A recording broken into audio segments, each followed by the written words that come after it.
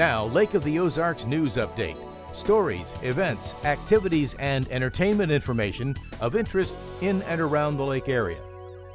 I'm Ashley Kyle. And I'm Bob Spicer, and welcome to the Lake News Update. We'll preview all the holiday action coming to the lake this weekend. Christmas for kids, Christmas on the Square, the Holiday Farmers Market, and much more. But first, the news.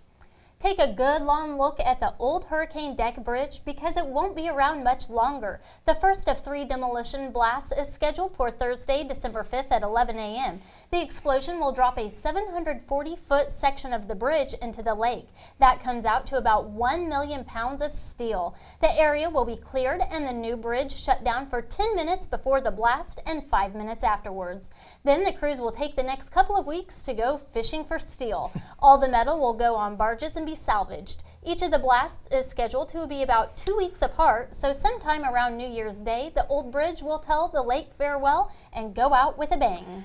Did you get a deer this season? The odds were not in your favor. According to the Missouri Department of Conservation, hunters checked 157,273 deer for the November portion of Missouri firearm season. And that may sound like a lot, but it's a 23% decrease compared to last year, and it's a 24% lower than the 10-year average. The MDC blames an increase in acorns and diseases for the low harvest. When acorns are abundant, deer don't move around as much and hunters are less likely to see them. And the department says last year saw a severe outbreak of fatal diseases that also affected this year's harvest. But there's still time to fill your freezer with venison. The antlerless portion is open from now through December 8th, followed by muzzleloader season from December 21st through the end of the year. Could all restaurants in Osage Beach soon be smoke-free? One alderman says the city board could encourage that move. Alderman Fred Cathcart earlier this month said that many local establishments are already choosing to go smoke-free. He suggested a change to the city's liquor license that would allow customers to consume alcohol within outdoor smoking areas. He also said restaurants that currently have liquor licenses should be allowed to make this change without being charged. Time will tell if the board will make such a change or if Cathcart's suggestions will go up in smoke. Well, it's back to the drawing board for the Rocky Mount Sewer Development Team after the proposed project hit a fundraising wall earlier this month. The Missouri Department of Natural Resources told the district its application for state revolving funds has been rejected. The district was counting on those funds to move forward with the development of its sewer system, which would serve about 250 customers in the first phase. Residents voted almost 6 years ago to bring sewer improvements to the area, but this is just the latest in a series of delays that have kept the project from getting off the ground or under the ground. The district engineers say there will be a sewer, but they'll have to evaluate the next step, and it may look a bit different than the way they imagined it. A Westside sewer development had a better week. Sunrise Beach officials celebrated the groundbreaking for Phase 1 of the village's sewer project. For a year, the village has been designing the project and applying for grants, and it received more than $6 million in state revolving funds from the Environmental Protection Agency and the Missouri Department of Natural Resources. The first phase will extend service to 25 residents and 40 commercial customers. It is scheduled for completion in August of next year. Seems like there's a lot of building going on around the lake. The groundbreaking for 2 other projects at the lake also happened last week. Camdenton School District officials celebrated the start of the expansion at Hurricane Deck Elementary School and the construction of a new Osage Beach Elementary School. Hurricane Deck will receive new classrooms as well as a gym, kitchen, commons, offices, and playground. That's costing the district over $13 million, and the new Osage Beach Elementary School is bid to cost over $20 million and could serve up to 450 students.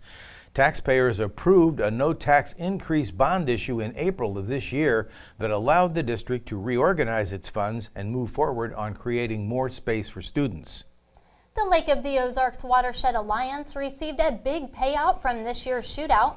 Event director Ron Dugan recently presented LOA with a check for over $4,000. The 2013 shootout raised more funds than ever, with $115,000 going to 22 different nonprofit organizations and the fire districts around the lake. As the end of the season approaches, or rather the year approaches, I should say, the Missouri Department of Natural Resources has made a list and is checking it twice, and the Lake of the Ozarks is not on it. It's the list of Missouri's impaired waters, and it contains the names of dozens of streams and lakes around the state that the department says have tested high for pollutants. On the list are bodies of water with high levels of cadmium, mercury, dissolved oxygen, and E. coli, to name a few. Once again, Lake of the Ozarks has proven itself a healthy, clean lake to swim in, boat in, and play in. The Lake Area Community Orchestra continues its winter concert series with 2 performances in the next week. On Tuesday, the orchestra will perform at First Baptist Church in Eldon beginning at 7:30 p.m. and on Sunday, the performance will be at Westlake Christian Church in Laurie beginning at 7 p.m. All performances are free and open to the public. On Wednesday, the Eldon Area Chamber of Commerce hosts its annual Christmas luncheon at the Eldon Community Center. The event is from 12:30 to 1:30. It'll include a catered buffet and entertainment by the Eldon High School Chamber Chorale. On Friday, Shawnee Bluff Vineyard is hosting a Christmas candy celebration with Candy Colburn in concert. Tickets are $35 per person and include a traditional Christmas dinner. The festivities begin at 6:30 p.m. and the concert will start at 8. Saturday afternoon, the Osage Beach Farmers Market will host its winter market at Stonecrest Mall, featuring food from local farms and unique baked goods. Handcrafted gift items will also be available. The market will run from noon until 4 o'clock. And don't forget to bring your pet for pictures with Santa at Stonecrest Book and Toy Store. The furry photo op will be from noon to 4 p.m. at the mall.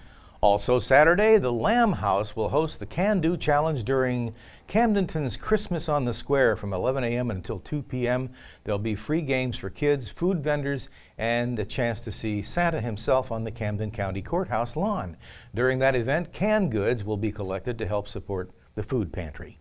On Saturday evening, the Camden County Museum will host its Christmas Holiday Ball, co-sponsored by the Lake Area Dance Association. The Lake Jazz Band will provide the music, and $6 per person will get you in the room for refreshments and a chance to rock around the Christmas tree. The Lodge of Four Seasons offers the chance to have breakfast with Santa beginning on Saturday. There will be crafts, cookie decorating, hot chocolate, and the chance to offer St. Nick your wish list. Call the Lodge for reservations, though. I'm Ashley Kyle. And I'm Bob Spicer. And this has been your Lake News Update brought to you by Lake TV and LakeExpo.com.